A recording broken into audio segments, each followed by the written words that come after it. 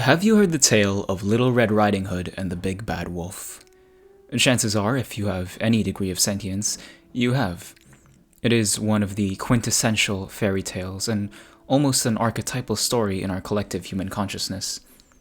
The tale of a young girl, the brutality of the world, and the ambiguous, unknowable nature of evil. But that's not the tale we will be discussing today. Not exactly.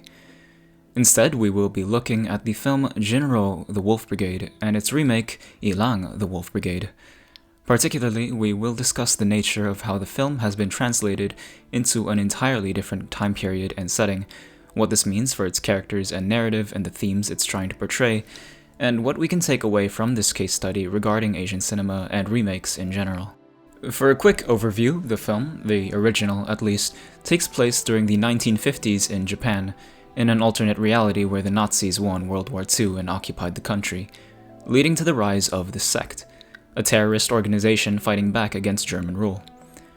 The protagonist, Kazuki Fusei, is a member of Kerberos, a special combat unit of the Metropolitan Police that attempts to maintain public order.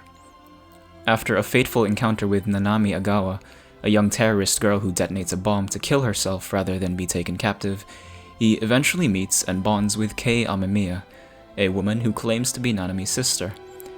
Despite their tragic circumstances, the two form a relationship despite being cogs in the larger machine of the organizations that control them. Curiously, it is important to note that the film is actually a prequel, and the third installment in the existing Kerberos saga of films, which themselves are an adaptation of Kerberos Panzer Cop, a manga by Mamoru Oshii.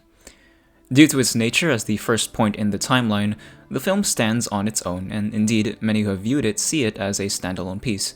But it is still important to keep in mind that it exists within a larger narrative, with many moving pieces that extend far beyond the reaches of this one entry. The nature of the film's central characters and their struggles as they get caught up in a conspiracy bigger than themselves is what allows the film to stand on its own despite the larger world it hails from. The focus on Fusei and Kei as the emotional core means that the specific details of the relationships between the various factions can be viewed as merely a backdrop for the smaller but more significant relationship between the characters themselves. Indeed, it is this standalone nature that allows Illang, its Korean remake, to exist at all. As I mentioned earlier, the remake completely shifts the setting and context of the film's premise, taking place in 2029 Korea rather than 1950s Japan, amidst immense political turmoil and the reunification of North and South Korea. And so, from here, one may ask themselves, why? Why shift the setting so drastically when the specific context of the post-World War II era is a key aspect of the original story's wider narrative? The answer lies in what we just discussed. Yes, the post-World War II setting is crucial for the wider narrative, but not for the specific story. At its core, the story revolves around the central symbolic theming of Little Red Riding Hood and the Big Bad Wolf. It is a tale of a young girl, the brutality of the world, and the ambiguous, unknowable nature of evil. These are universal, archetypal themes that exist across all cultures and peoples, independent of any specific setting. As I mentioned, the story revolves entirely around Fusei and Kei, or Lim and Yoon-hee in the remake, and so the specific setting is ultimately just used to frame the relationship.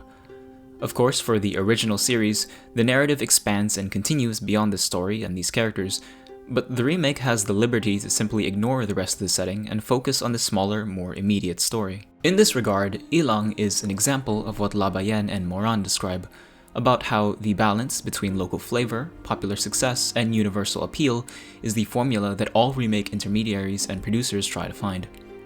It's able to appeal to local flavor by adapting the setting to a culturally fitting narrative about the reunification of the two Koreas, to popular success due to the original film and series' renown, with its writer Oshii being known for such works as Ghost in the Shell, and to universal appeal because of its easily translatable core themes. With this in mind, it is pertinent to discuss just how fundamentally different Illang is to Jin-Roh, which might seem contradictory considering how much I've harped on about how the core themes have been translated.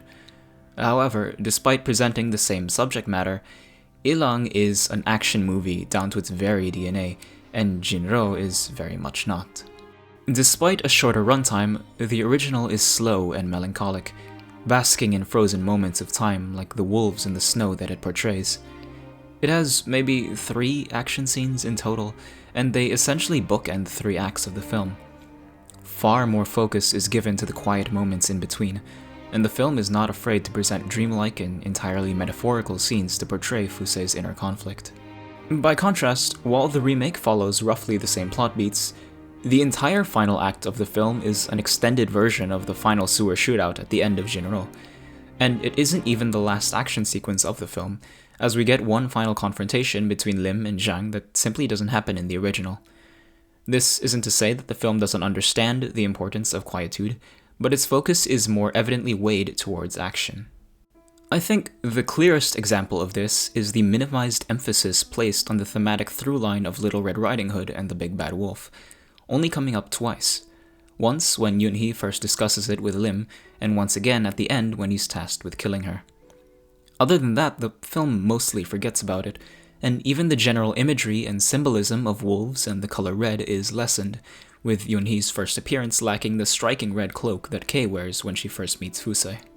With this in mind, it is easy to view Illang as a typical genre film catered to contemporary audiences, as opposed to Jin-Roh's more experimental nature, a blockbuster versus an art house film for lack of a better comparison. Indeed, as Sieko states in her discussion on contemporary Asian cinema, genres are used as marketing tools, as shorthand to address audience expectations and preconceptions. In essence, Illang was likely developed with these audience expectations in mind. The most striking aspect of the film at a glance is the protect gear worn by its main character, a full suit of heavy metal armor with glowing red eyes, armed to the teeth with guns. Considering this, what do you think a general moviegoer expects when walking into the film? Action. Combat, a veritable typhoon of blood as bodies drop to the floor and bullets fly. That's what the average audience member will expect. It's doubtful that they'll see these glowing red eyes or even the title Wolf Brigade and expect melancholy and somber contemplation.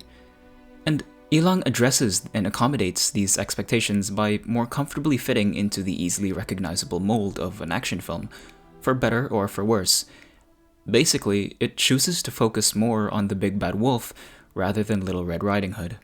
Ultimately, I view these 2 films as an example of how a universal and archetypal story can still be portrayed and interpreted in different ways, and I think that the production committees that oversee these remakes understand the same thing. Especially when concerning the adaptation of a work into a different cultural context, as is the case with 1950s Japan and the near future of Korea, nothing will ever truly be translated one-to-one, and that's simply inevitable, not just in Asian remakes, but the whole concept of adaptation in general. Forgive this rather forced analogy, but in essence, every story is a wolf, and every remake or adaptation is that wolf dressing up as someone's mother.